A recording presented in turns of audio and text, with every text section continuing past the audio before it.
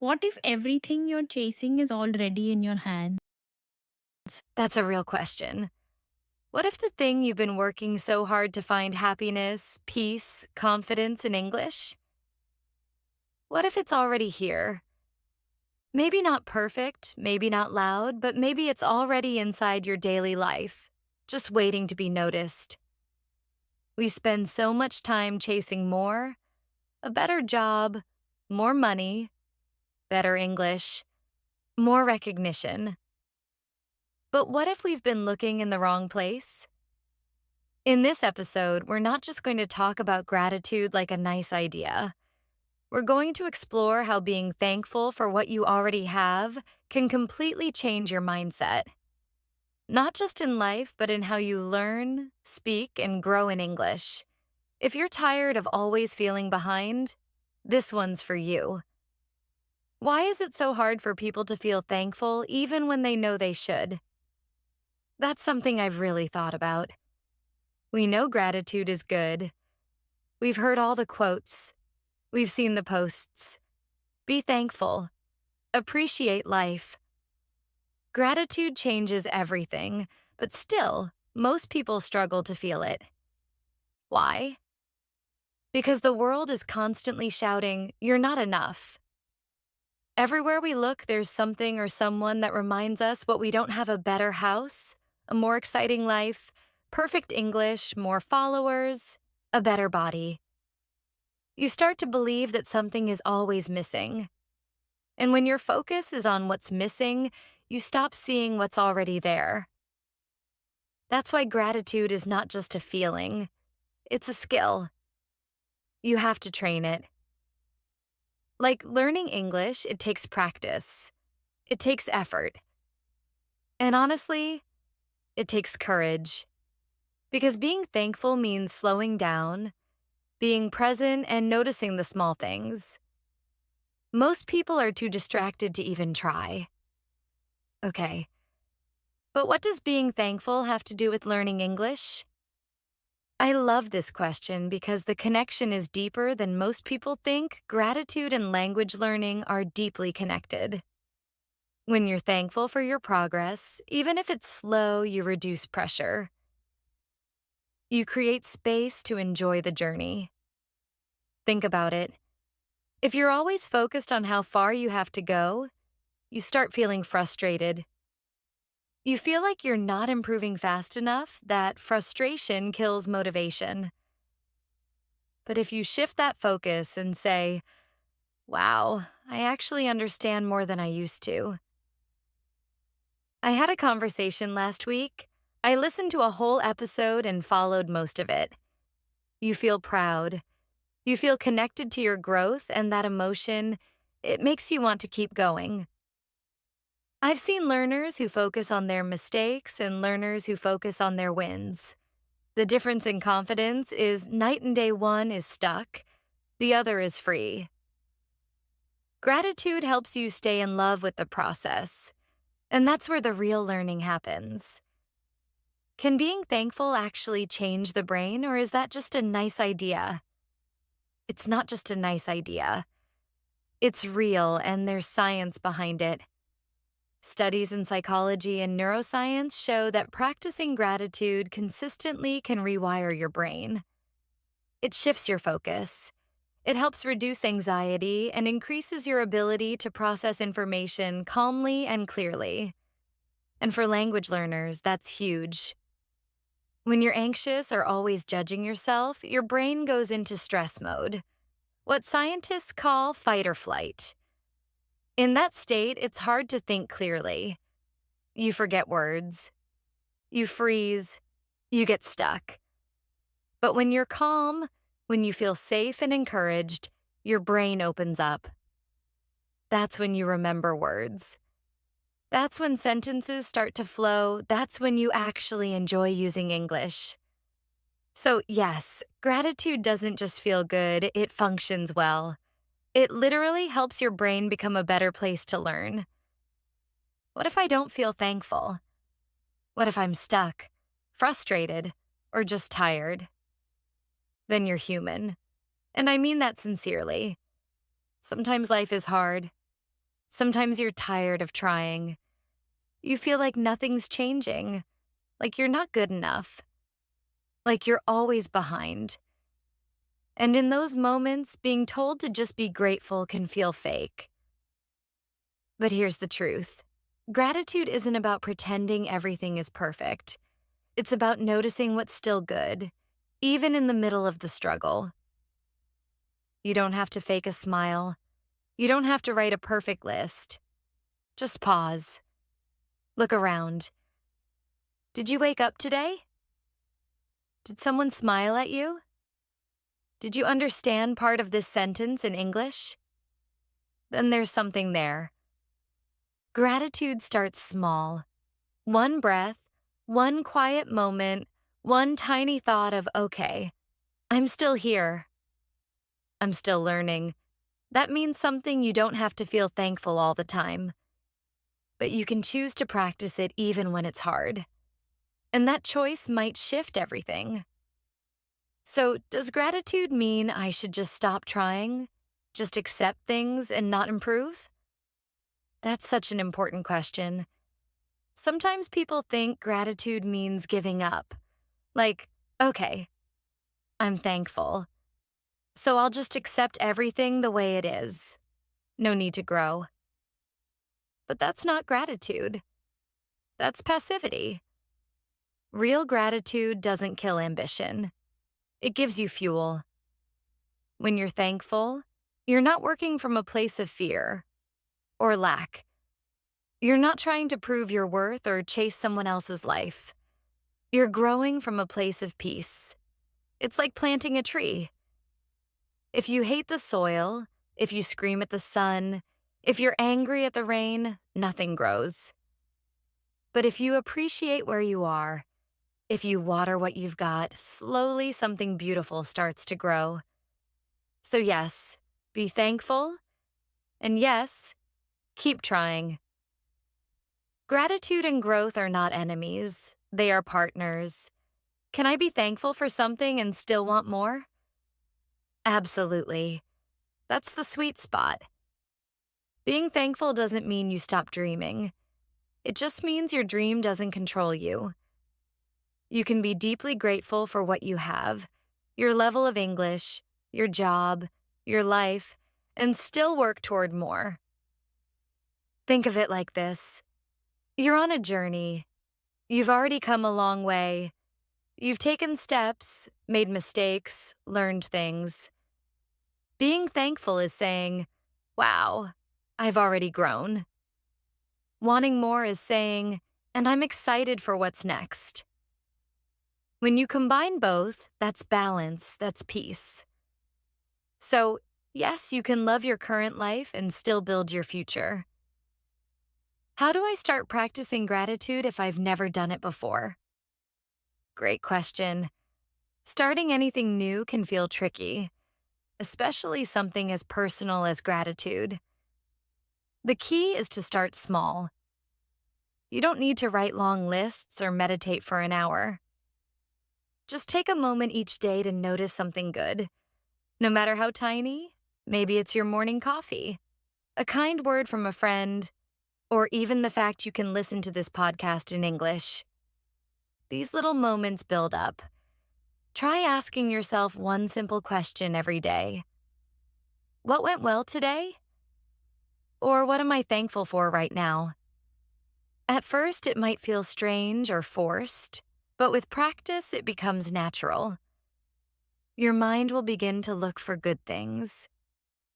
And suddenly, gratitude becomes part of your daily life. And guess what? When you do this, your English learning improves too because your mind becomes calmer and more open to new ideas. Can gratitude help me when I make mistakes learning English? Absolutely. Mistakes can be frustrating, right? Especially when you want to speak well and quickly. But here's the twist. Gratitude changes how you see mistakes. Instead of feeling embarrassed or upset, try being thankful for your mistakes. Why? Because mistakes are proof you're trying. They show you're learning. When you're thankful for your mistakes, you stop fearing them. That means you speak more, practice more, and learn faster. Imagine if every time you made a mistake, you said quietly, "Thank you. This helps me grow." That's powerful. Mistakes become your teachers, and gratitude turns them into friends, not enemies. Is gratitude just about feelings, or can I show it with actions? It's both.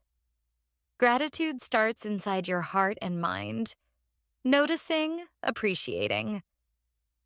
But real gratitude shows in what you do. When you express thanks to others, you build better relationships. When you're kind and patient with yourself, you build confidence.